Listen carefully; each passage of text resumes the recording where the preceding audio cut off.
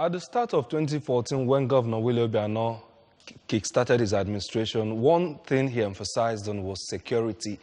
And he set up a committee then, a summit that was held to strategize and find solutions to security challenges in Anambra. 4 years after, there have been successes recorded, but there are still some places to look at. And that is why more efforts are being put in place by all security agencies in the Anambra State to ensure that Anambra remains safe for everyone that lives here. And that is why this morning, there's a policy the Anambra State Police Command kickstarted day before yesterday. They want to implement, or they have started implementing already. We want to get the reasons behind them and the advantages and maybe the challenges that will come with that policy. And that is the ban on tinted shuttle buses and the use of curtains on Keke. That will be our focus for this morning. Yes, you may have heard this, that security of life and properties is top on the agenda of Willie Obiano administration. Are you hearing that for the first time? And since then, he has been running with this vision. That is why we are declared the most safe state in this country. And so many things have been put in place to ensure that this vision is sustained. One of them is the recently launched operation, what do you call it? P-Avada from the police authority. And we're going to look at all those ones today. Welcome. We're joined by the Police Public Relations Officer, Mr. Haruna Mohammed, the image maker of the Nigerian police in Anambra State. Good morning, India Anambra. No. Before he came in. All right. Before we look at this policy, before we come down to this particular one, let's look at so far what the police has been doing in Anambra. Recently, the Operation P-Avada was launched. It came in alongside the time when they fight to ensure that those people that were responsible for the death of Chief Frank Anthony Boka were nabbed. Can you update us on how far the police has gone in that investigation and the update on Operation P-Avada? Thank you very much. The command has recorded tremendous achievements. You may recall that on the 9th of this month, the Commissioner of Police, CP Mustapha Dandaura, launched Operation P-Avada in Onitsha, precisely in Opoko police station. There is a reason behind selecting Onitsha as a pioneering place for this exercise. It was carefully selected because of the high rate of crime in that axis. We have the issue of one chance robbery syndicates. We have the issue of armed robbery. We have the issue of car snatching and other related offenses.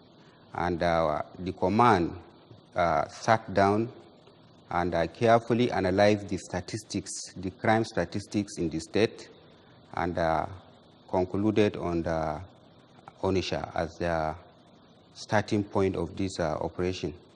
And thank God, right from immediately after launching the program has recorded a series of achievements. Let us zero our mind now, because of the time, to the issue of one chance robbery syndicates. The command arrested... Okay, we have on the screen some of those people arrested some time ago. Which group is this?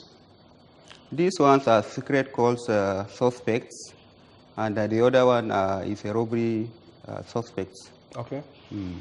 So I would actually like to find out, or people would like to know, why P-Avada? Before now, we have experienced Operation Python Dance, and then all this, the Ada, the Python, the whole snake family. And then the Anambra Indigenous Operation Pochap. So why this snaky something? What has security got to do with that? Well, Operation P-Avada is not the initiative of the Anambra State Command.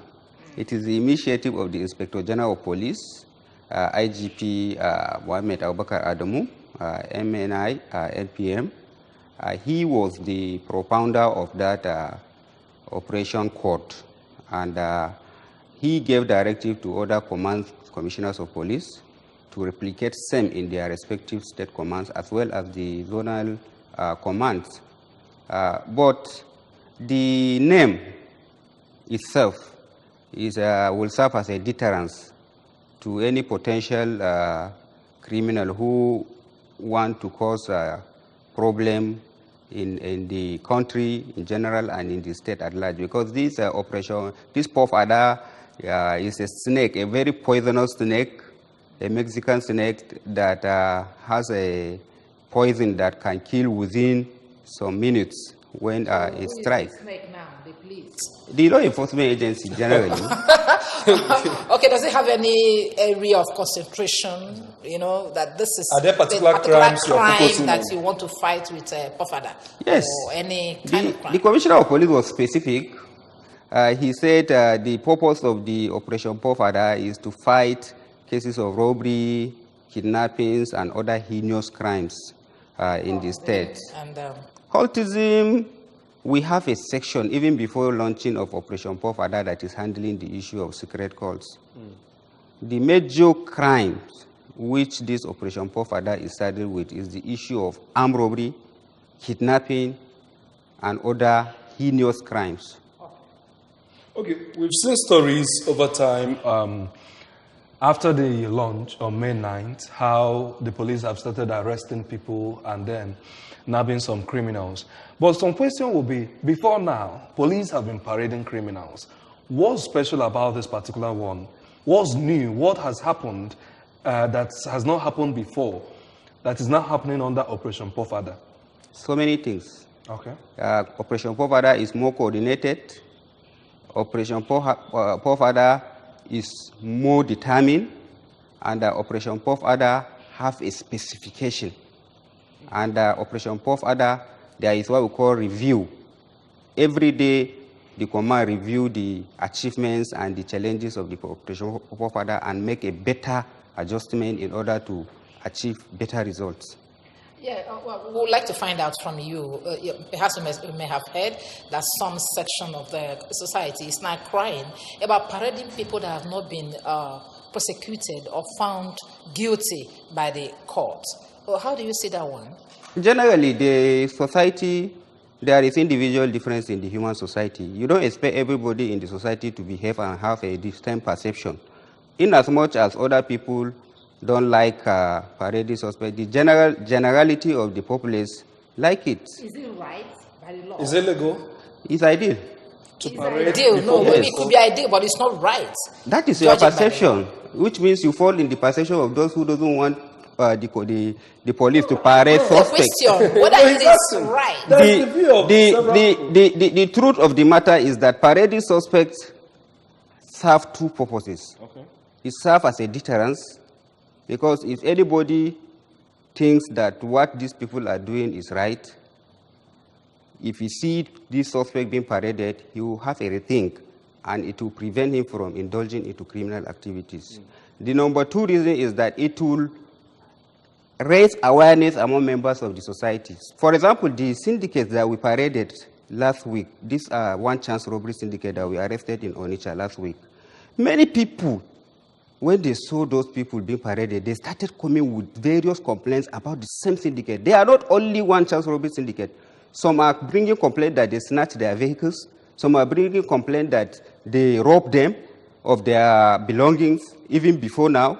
Some are saying that they were the same syndicate who harassed them and dropped them in a bush when they robbed them. Some are saying that they even harmed them using offensive weapons. So without parading these people to the society, the public will not know that the people who are behind their predicaments were arrested by the police. So the law says that everyone is presumed innocent until otherwise proven, by the law courts. Did we say they are convicts or accused? The police doesn't have the right to call a suspect an accused. It is only when the court found him guilty. We parade them as suspects, not as criminals. You are the one who is tagging them. Okay. Cover their faces. You are the one tagging them as criminals. We are not calling them criminals. That presumption of innocence is still there. Okay, let's now come to the main issue on our table this morning. But that will be after some reactions from the street. In the right direction. For the fact that what is happening these days is becoming terrible. A lot of insecurity, kidnapping, and so many other things. Even rituals. People are being kidnapped for ritual, for the purpose of rituals. So the government has taken the right decision to control. Probably it may eradicate it, but to control what is happening, at least to reduce it to a minimum, to the minimum. It's a welcome development. I think it's a step to keeping security in the state. For some time now, a lot of complaints have been coming from nuisance. Some nuisances, Keke and buses have been putting up. I think it's a good development to put in check all these excesses. It's a very good development because it is good that if the vehicles are passing, you know the caliber of people. Maybe it will be easy for the police to assess the kind of people that are inside the vehicle as well. The passengers, it will enhance their safety. Can happy to use cotton now. Okay, now in so Macam na chine and a million win. I'm out of Zoro. Ndineji cotton and Ndineji Keke, a jody. When you have a Ezbonio, Kenya Maramas on your Keke. When I'm about the park, I'm a Maru, Ulu and Retainer cotton. Maka passengers, some passengers are a barra Keke, mob nine with a cotton. You didn't be on a Keta, and without cotton, no way I got. I'm not any other solution.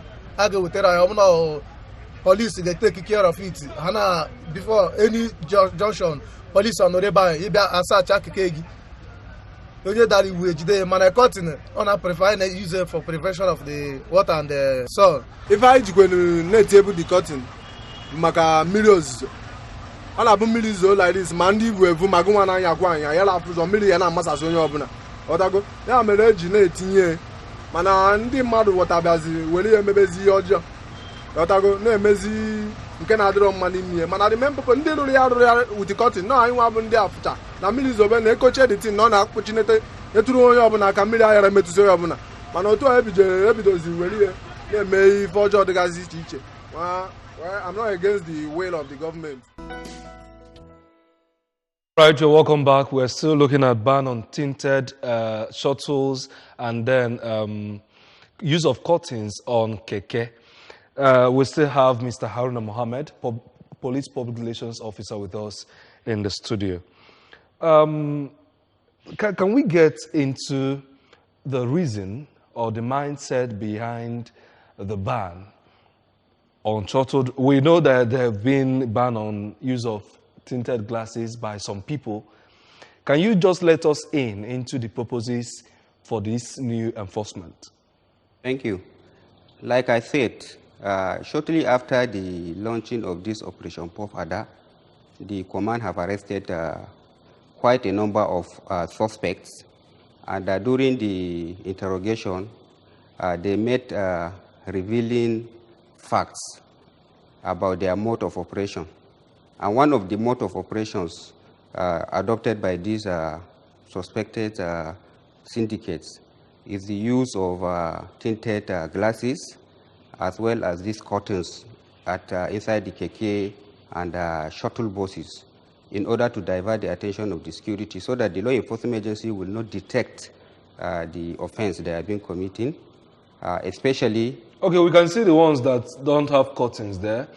But the question or the challenge some of them were raising is that some passengers don't enter these ones without curtains because of the rain or the sun that will be coming, especially in this season of rainy season. Do you consider this part of it while implementing the policy? Well, the passenger has the right to select between his safety in terms of robbery operation and rain, whether allowing rain to beat him or allow armed robbers to attack him and dispossess him or dispossess them of their property. Let us tell ourselves the truth.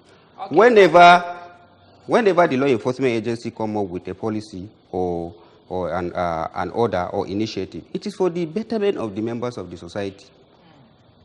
It's okay, but we know everything is subject to criticism anyway.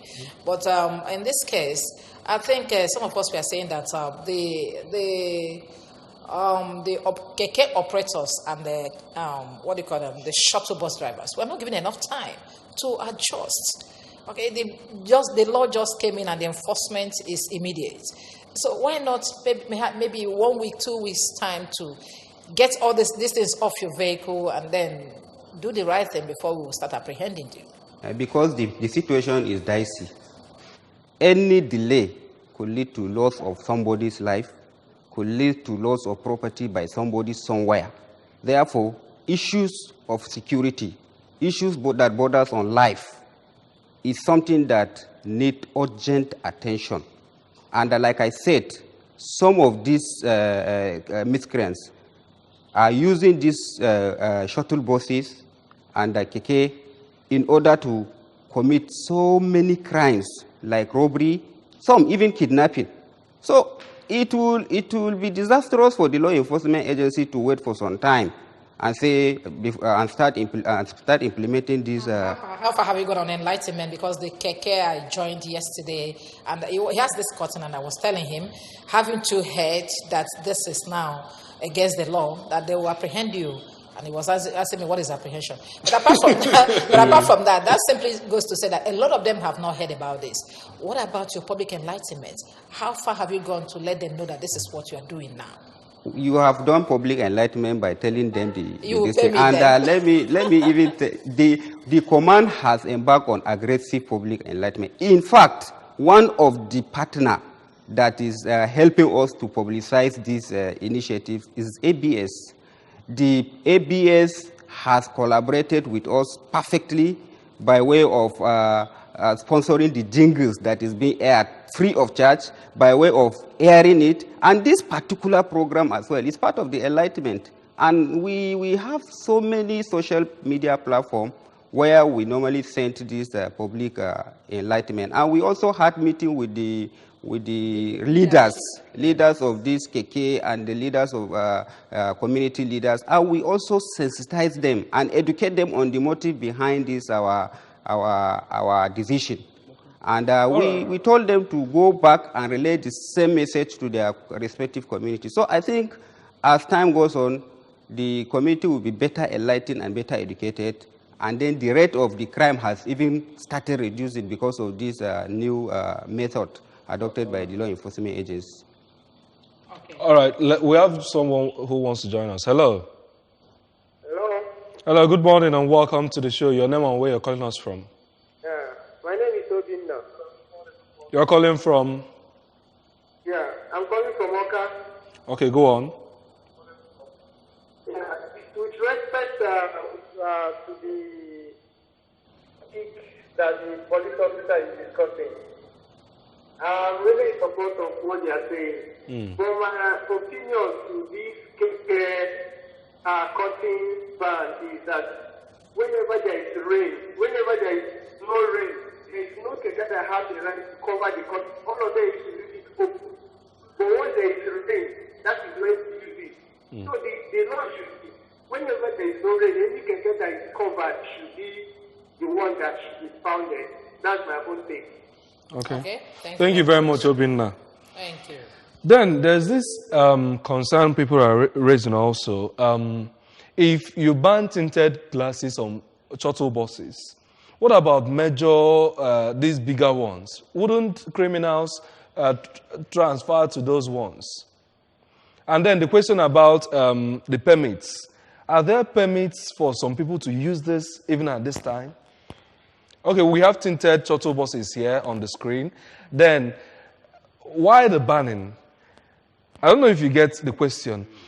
So some came with factory fittings. Then others, maybe when you ban this, someone or a criminal will move to a main bus. That's the 18, 14-seater buses. Or a private car. A private because car. I know that my own car yes. has factory-fitted tinted glasses at the back. So, are you going to stop people that are using other vehicles that the glasses are tinted to?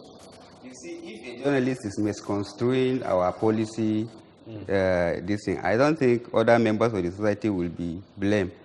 No, It is It's not, we want to get, these are concerns people have been raising since days. It's not misconstruction. it is very clear. We said shuttle buses and Keke. Shuttle buses are meant to pick passengers. Okay. Keke are meant to pick passengers. People, the less privileged in the society, people who doesn't have the access, who doesn't have the means of obtaining their own private vehicle. If you have your own private vehicle, that is your own private vehicle. You can do what you want to do with your private vehicle. Yeah, but what we asked is the possibility of the criminals using other vehicles that are not shuttles but as tinted glasses. What That's vehicle what we asked. are you saying that criminal will use jeep to do commercial vehicle with it? The concern of the law enforcement agency in this regard is the passengers. The passengers are vulnerable. You cannot go and, because you don't know the motive behind using the tinted permit. You cannot go and use tinted permit and take passengers. The tinted glasses on shuttle buses is to protect those who are using buses, commuters now. Commuters? Yes, who board buses to get to their destination. But without being robbed, without being kidnapped, without being molested, without being killed. Then we are now asking the second angle of people who want to commit crime with tinted cars. Other forms of crime. Yes. Maybe not targeting commuters now. Yes. What's the policy on that? Yes, that one there are few, the police can take care of them. Okay. Because if the number of the people that are using private tinted vehicles are minimal compared to commercial vehicles. That is number one. So emphasis and attention will be more focused on them, and then they will be more scrutinized, and they will be more supervised. Okay, and let me learn. And then the issue of tinted permits. Yes, if you as a private person, you have a private car, and you want a tinted permit, there are procedures stipulated by law that will make you acquire the permit and enable you use the tinted permit. Yes. Okay. Thank you very much. Just as we're getting set to go, he asked a question earlier, but maybe he skipped you. We want to hear an update on the investigation into the death of Chief Frankie Boka, the former PG of Nimo. Investigation is still on, and it's very positive. And I don't want to preempt the investigation here so that my revelation could jeopardize the progress that is being made by the Special Anti-Robbery Squad. But I assure members of the public that as soon as investigation is concluded over the matter, we are going to give them update the way we did concerning the two suspects that were initially arrested. Okay. Then we also want to find out the policy of the police when it concerns cultism in communities. What are you doing? You've mentioned interfacing with community leaders. But let's see, beyond that, we are seeing cultism leaving townships to local rural villages. What are you doing at that level of society to ensure that we nip it at the bud? If you follow our last report on the arrest made on cultism, we made mention of the places that the Special Anti-Cult Unit went and then raided and arrested those suspects.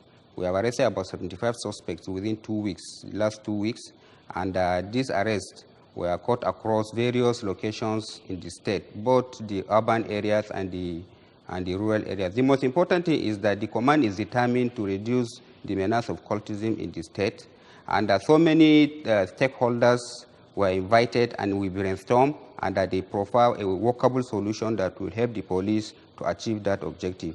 And the commitment on the part of the police, especially the anti-cult unit, in trying their best, both day and night, to make sure that any information, a credible information about secret calls, are being nailed in the bud. And of course, the traditional rulers, the Commissioner of Police has started embarking on familiarization visit. He visited the Obi of Onisha, and he visited the Ezozu of Oka, and he appealed to them to use their influence and their authority to the community as well as their cabinet in order to assist the police bring to an end this menace of secret call, because secret call in Anambra State is now a social problem, and social problems need collective social action in order to address the problem. Okay. So what must individuals do as your last message before we go to ensure that the efforts of the police and other security agencies in ensuring a security of life in Anambra is entrenched? People should be security conscious and report any suspicious element or persons. People should be law-abiding. People should respect the law, and people should avoid associating with bad elements in the society. Okay, I know that our governor is a security-friendly governor, and he is maintaining it. But we'd like to know, do you have any challenge, doing your job in this state? His Excellency Governor Willie Obiano is a special governor. He's a special governor in the sense that he took security and safety issue as his #1 priority, not by mouth, but also in practice. Whenever there is any incident which borders on security, whether it is in the daytime, whether it is in the night, the governor will show total commitment and seriousness in order to make sure that the perpetrators of these acts are brought to book. Especially, not only the issue of this assassination of the PG and other things, even this one-chance robbery syndicate that is happening at Upper Iweka. He is more concerned about the life of those victims that are being attacked at Upper Iweka. That is why you see, if you go to Upper Iweka now, you see more than 10 patrol vehicles with different security outfits manning that particular place, just to make sure that this issue of one chance at Upper Iweka and its surrounding is being curtailed. And to God be the glory. So far, so good. So Thank you very much, Mr. Haruna Mohammed, for joining us on Good Morning Anambra this morning. Thank you for coming. Thank you. It's my pleasure. And that's how far we'll go on this segment of Good Morning Anambra. Stay with us as we explore more themes for the day.